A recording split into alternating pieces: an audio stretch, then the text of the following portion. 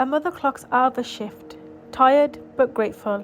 Her baby girl is at home, safe, loved, watched over by someone she trusted with her life.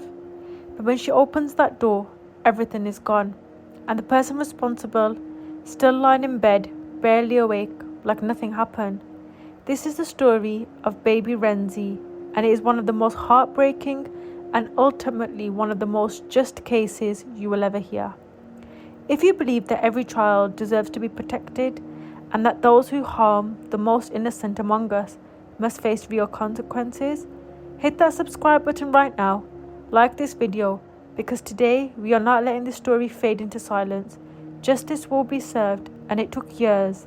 Let's make sure the world knows what happened. Let's get into it. It is 2 a.m. on July 21st, 2024 in Michigan. A 911 dispatcher picks up the line. On the other end is a voice, raw, barely holding together, shaking with something between terror and rage. "I need the police to come to my house right now, please. What did you do to my baby?" The mother's name is Amber McCall. She's 20-something years old, working a night shift at McDonald's to provide for a 4-month-old baby daughter, Renzi. 4 months old, a baby who cannot speak, cannot call for help, cannot run. And tonight, Renzi is barely breathing. Let's go back to the beginning of that day, because to understand the full weight of this story, you need to understand just how ordinary it started. Amber's shift began at 5 p.m. A co-worker picked her up. Before she left, she recorded a video of Renzi on her phone. Alert, healthy, alive. She had no reason to be alarmed. She left her daughter in the care of the one person she had chosen to trust above everyone else, her 31-year-old girlfriend, Savannah Marie Miller. Amber and Savannah had met just 4 months earlier in rehab. Amber had never seen Savannah drink, never witnessed a single red flag that would make her question leaving her newborn in Savannah's hand. To Amber, Savannah was a partner, a safe harbour, and in those very early months of motherhood, exhaustion, working late shifts, trying to hold her world together, having someone at home felt like a lifeline. She had no idea that lifeline was about to snap. Hours into her shift, Amber tried to call Savannah. No answer. She tried again. Silence. By the time Amber arrived home, her chest is already tight with a feeling she cannot name. She knocks on the door. Nothing. She pounds on the window. Nothing. The apartment where her baby girl should be sleeping peacefully is completely unresponsive. Amber rams the door open, and what she sees on the other side will haunt her forever. Savannah is in bed, barely conscious, glazed over, like she isn't even in the room. And Renzi, 4-month-old on this earth, is covered in bruises. Not a bruise, bruises, plural, everywhere. Why does my daughter look like this? What is wrong with you? She's all bruised up. Amber can barely get the words out. She's on the phone with 911. She's screaming at Savannah. She's trying to make sense of something that has no sense. The dispatcher stays calm, asks the critical questions. Is she breathing? Barely. EMS is on the way. When paramedics arrive and rush Renzi to the hospital, the first thing a deputy notes from the emergency room is chilling. Baby's pretty bruised. One of the pupils is blown. They're thinking the baby was beat up pretty good. A 4-month-old beat up pretty good? Deputies go back to the apartment to confront Savannah, who is still inside, still barely coherent. They ask a simple question. Did she drink anything tonight? No, she said, just her medicine, just TCH. But the walls are already closing in, because back at the hospital, Amber is talking. She tells investigators that no one else has access to that apartment, no family, no visitors, just the two of them and Renzi. There is no alternative explanation. There is no mystery suspect. There is only Savannah. When deputies press harder, the story begins to fracture.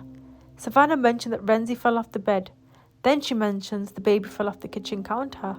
Then she says the baby's head hit the wall. She can't even remember the exact details of each incident. She says she doesn't know. She says she's not sure. She keeps redirecting, talking about what was on the TV, mentioning that Blue's Clues is always on, making small talk in the middle of a conversation about a dying infant. And then comes the moment that changes everything. So you have been drinking tonight then? You told us that earlier you hadn't. Oh, I didn't realise you asked me that question. Savannah Miller blew a blood alcohol level of 156 that night, nearly double the legal limit. She was also on multiple prescription medications. She had mixed alcohol with sedative antidepressant. which amplifies intoxication dramatically. She had door-dashed a bottle of Fireball, alone with a 4-month-old baby in the apartment. She also had an extensive history. Court documents revealed that Savannah, a mother of 3, had over 100 CPS reports filed against her in a 4-year period. Over 100 allegations of abuse and neglect, many occurring while she was under the influence of alcohol or drugs. She had never lost custody. She had never been charged. 100 reports, and Renzi still ended up in her care. Back in the interrogation room, a detective cuts through the evasive with quiet directness. "You beat the child up almost to death." Savannah doesn't deny it. 3 days later, on July 24th, 2024, 4-month-old Renzi McCall was removed from a ventilator. She died 8 hours later.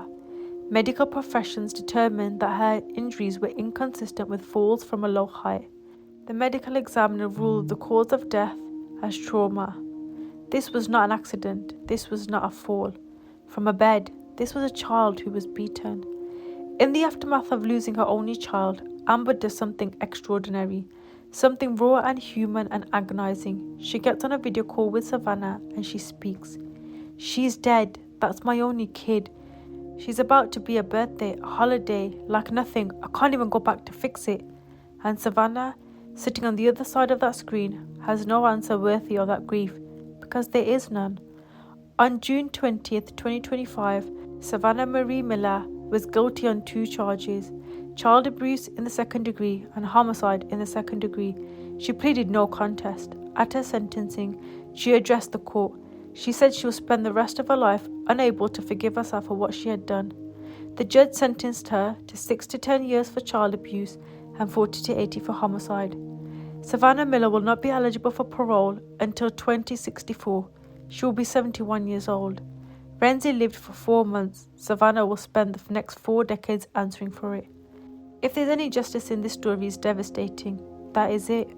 There are no words that ease a mother's grief, no sentence that brings a child back. But what can we do? What must we do? Is refuse to let these stories disappear, because every Renzi deserves to be remembered, and every person entrusted with an innocent life must understand that trust is sacred. If this story moved you, if it made you feel the weight of what justice truly means, leave a comment below. Tell me, do you think the sentence was enough? Or should it have been more? Subscribe to Crime Frog Stories so you never miss a story like this one. Share this video because Renzi's story deserves to be heard. We will see you in the next one.